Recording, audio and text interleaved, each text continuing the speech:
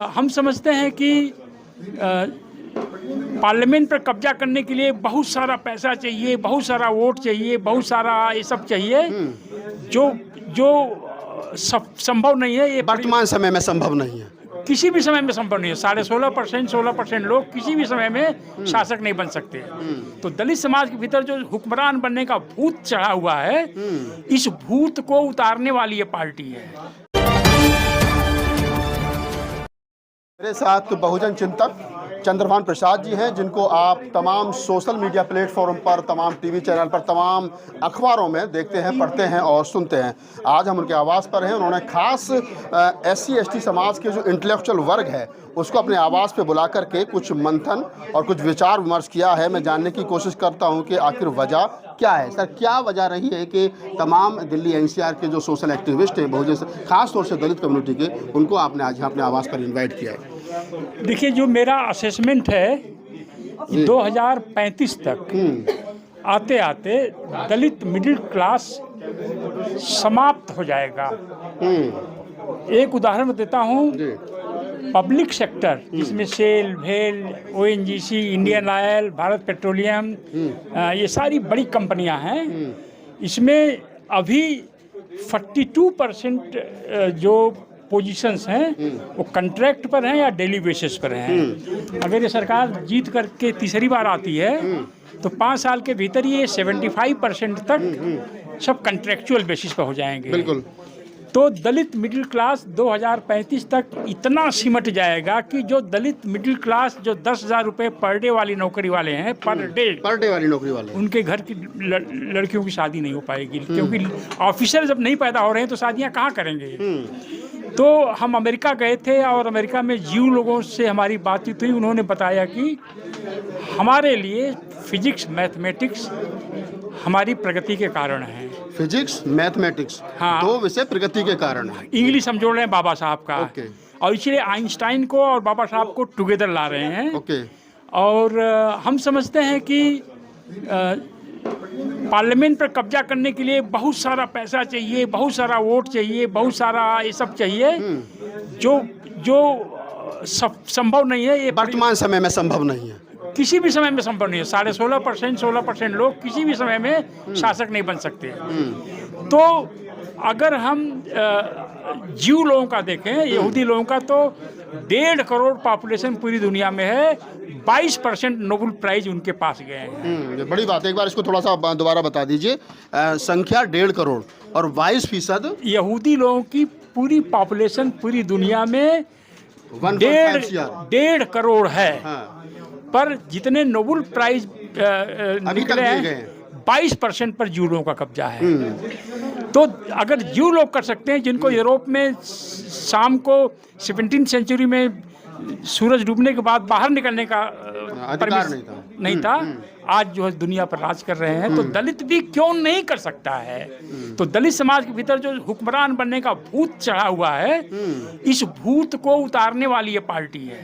आप बड़ी बात कह रहे हैं सर। कांशीराम ने कहा, हाँ सर, कांशीराम ने कहा, और क्या नाम है, डॉक्टर अम्बेडकर ने कहा, जाओ अपने घरों की दीवारों पर लिख दो तुम्हें इस देश का हुक्मरान बनना है। और आप कह रहे हो कि जो हुक्मरान बनने का भूत है, ये कहीं ना कहीं रोड़ा बना हुआ है। दलित इंटेलेक्चुअल्स ने जितना अन्याय बाबा साहब के साथ किया है, कोई भी दलित कहीं भी पैदा हो, मुझे यह दिखा दे बाबा साहब ने कभी अपनी कलम से लिखा है। जो लिखा है वह अलग होता है, जो भाषण होता है वो अलग होता है। वो मद्रास में भाषण दे रहे थे, जहाँ पर अपर कास्ट ब्राह्मण 2% 3% हैं। तो अम्बेडकर साहब ने कहीं भी ये लिखा नहीं है। यह लोगों ने अम्बेडकर साहब के मुंह में डालकर अपनी अपनी दुकानें चलाई हैं। हम गए थे अमेरिका में। ब्लैक लोग तो नहीं बोलते हमें हुक्मरान बनना है। ब्लैक लोग तो अरबपति भी हैं, खरबपति भी हैं, यूनिवर्सिटीज में प्रोफेसर्स भी हैं, पायलट्स भी हैं, हर क्षेत्र में हैं, लेकिन वो तो कभी नहीं बोलते कि हमें हुक्मरान बनना है। तो दलितों को यह एक जो है, समझिए कि एक मेंटल ब्लॉकेट हो गया है। मैंने कभी राष्ट्रीय सहारा में आप ही के द्वारा लिखा हुआ एक लेख पढ़ा था। मैं आपका पुराना पाठक रहा हूँ 98-97 से, और आपने कहा था कि सत्ता नहीं, सत्ता में भागीदारी चाहिए। हाँ, देखिए वहाँ पर ये लिखा है। हाँ, देखिए वहाँ पर हाँ, वो यहाँ पर टंगा भी है आपका। हाँ, क्योंकि यह सेंसिबल चीज यही है कि सत्ता में हम भागीदार बने, हम सत्ता में आके सब पे ऊपर राज करें। यह जो है डेड ड्रीम है। यूपी में देखिए बीएसपी को 3 बार मुख्यमंत्री बनने का मौका मिला तो बीजेपी के सहयोग से, चौथी बार मौका मिला तो दलित ब्राह्मण सम्मेलन घर घर हुए, गांव-गांव हुए, मोहल्ले हुए, और वो ड्रीम अब चला गया। That is a failed experiment. जो दलित आगे बढ़ना चाहता है वह वोट से नहीं बढ़ सकता है, वह फिजिक्स, मैथमेटिक्स और इंग्लिश के बल पर आगे बढ़ सकता है। तो अभी आपने बताया कि इस मीटिंग को यहाँ बुलाने के 2 बड़े कारण रहे। एक तो ये रहा कि जो हुक्मरान बनने का जो भूत सवार है वो उतारना है, और दूसरा उनके दिमाग में ये बात डालना है कि फिजिक्स, मैथ और इंग्लिश, हाँ, उसको बच्चों को पढ़ाइए, वहाँ से आपको रोजगार जो है वो मिलेगा। अगर इसी रास्ते पर चलकर यूज लोग दुनिया पे छाए हुए हैं तो दलित को भी इस रास्ते पर चलना चाहिए। पारसी लोग ईरान से भाग करके आए और आज उनका नाम क्या है, लकड़ी वाला, कबाड़ वाला, दारू वाला, जो भी धंधा मिला वो करने लगे, आलू वाला।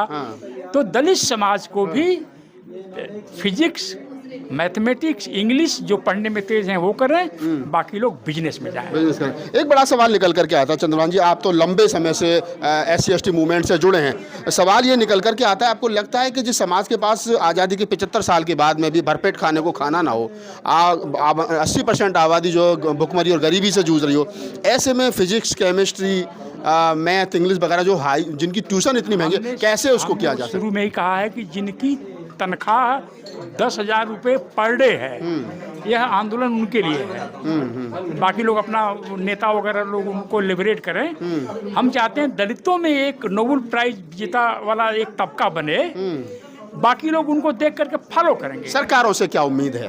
कोई उम्मीद नहीं है।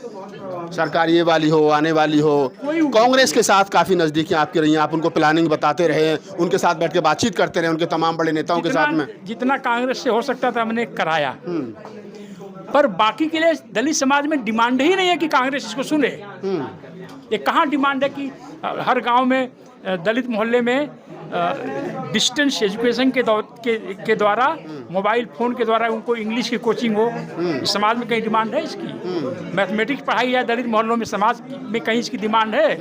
तो जब दलित समाज में कोई डिमांड ही नहीं है तो फिर कोई भी सरकार क्या कर सकती है?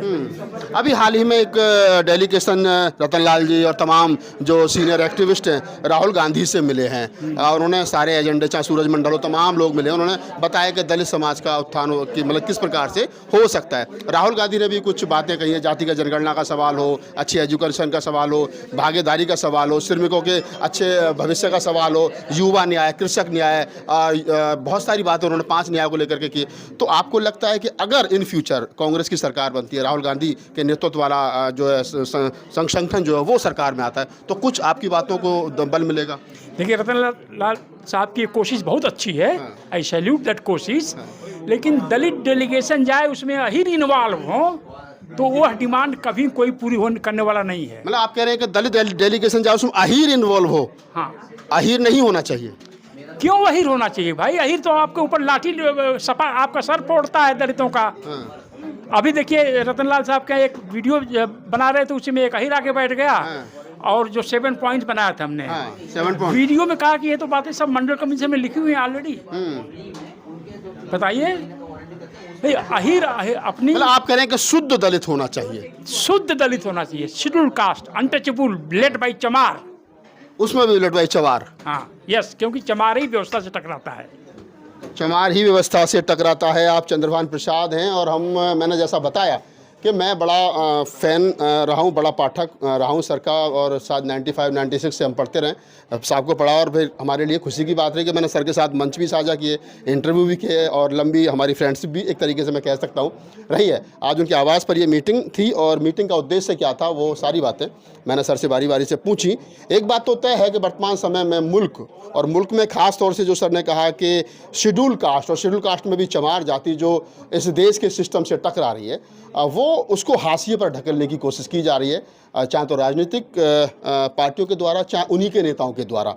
तो इससे कैसे निकला जा सकता है, समाज को कैसे सशक्त बनाया जा सकता है। सर ने कहा कि आज उन्होंने 3 मंत्र दिए हैं कि इंग्लिश,